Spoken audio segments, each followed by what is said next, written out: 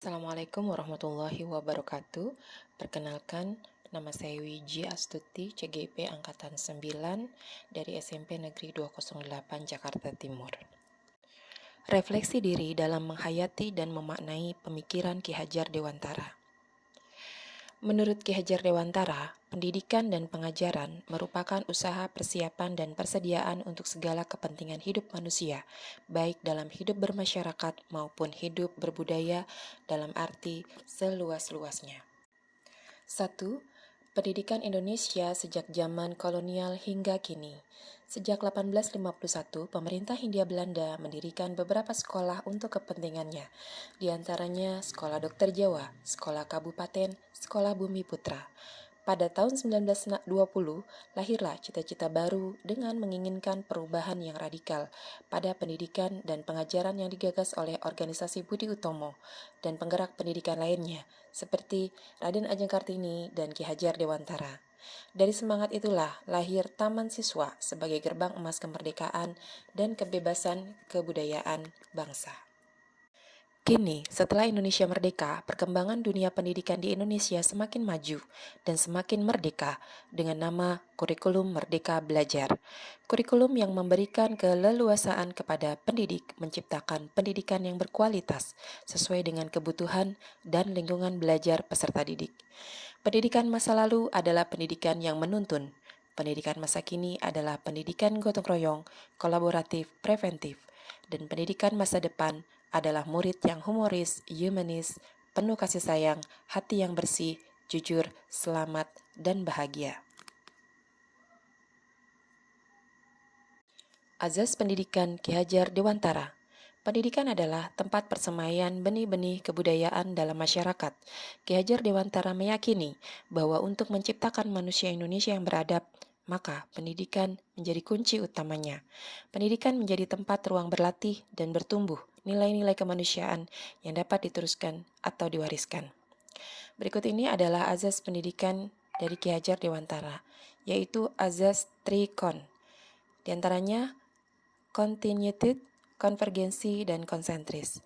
Semboyan pendidikan, Ingarso Sung Tulodo ingin madyo mangun karso tuturi handayani, dan tripusat pendidikan, keluarga, sekolah, masyarakat menjadi bagian dari pendidikan. Ketiga, dasar pendidikan yang menuntun. Menurut Ki Hajar Dewantara, tujuan pendidikan yaitu menuntun segala kodrat yang ada pada anak-anak, agar mereka dapat mencapai keselamatan dan kebahagiaan yang setinggi-tingginya, baik sebagai manusia maupun sebagai anggota masyarakat. Dalam menuntun laku dan pertumbuhan kodrat anak, Ki Hajar Dewantara mengibaratkan peran pendidik seperti seorang petani, anak-anak seperti biji tumbuhan yang disemai dan ditanam. Jika anak ditanam di tanah yang subur dan mendapat cahaya yang cukup serta pengairan yang baik, meskipun bijinya bukan biji yang berbagus, yang berkualitas, namun dapat tumbuh dengan baik karena perhatian dan perawatan. Begitu pula sebaliknya. Sistem Among.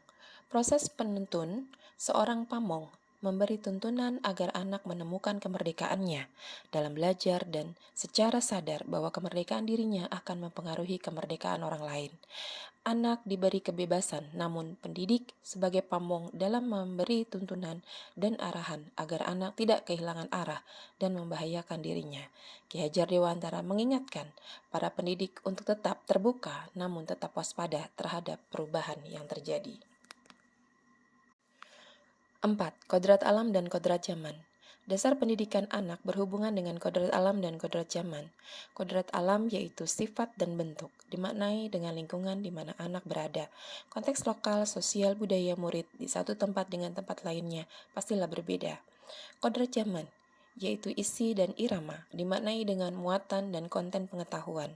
Interaksi murid abad ke-21 akan berbeda dengan murid di abad pertengahan dan akhir abad ke-20. Pesan dari Ki Hajar Dewantara, didiklah anak-anak sesuai dengan tuntunan alam, dan zamannya sendiri. Artinya, cara belajar dan interaksi murid abad ke-21 tentu sangat berbeda dengan para murid di pertengahan dan akhir abad ke-20.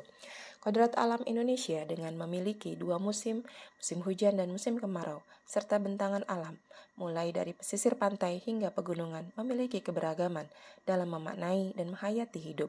Demikian pula dengan zaman yang terus berkembang, dinamis, mempengaruhi cara pendidik menuntun para muridnya. Kelima, budi pekerti. Menurut Ki Hajar Dewantara, budi pekerti atau watak atau karakter merupakan perpaduan antara gerak pikiran, perasaan, dan kehendak, atau kemauan hingga menimbulkan tenaga. Budi pekerti juga dapat diartikan sebagai perpaduan antara cipta, karsa, hingga menciptakan karya. Dan jadi kesimpulan, penerapan konsep pemikiran Ki Hajar Dewantara dalam pembelajaran di SMP Negeri 208 Jakarta, yaitu pertama, menumbuhkan budi pekerti yang baik dan berakhlak mulia. Yang kedua, pembelajaran berpusat pada murid dan mengikuti perkembangan zaman. Yang ketiga, berfokus pada proses, bukan hasil. Yang keempat, menciptakan kolaborasi antara pendidik dengan orang tua serta masyarakat. Demikian refleksi pemikiran Ki Hajar Dewantara. Terima kasih. CGB Angkatan 9, tergerak, bergerak, dan menggerakkan. Wassalamualaikum warahmatullahi wabarakatuh.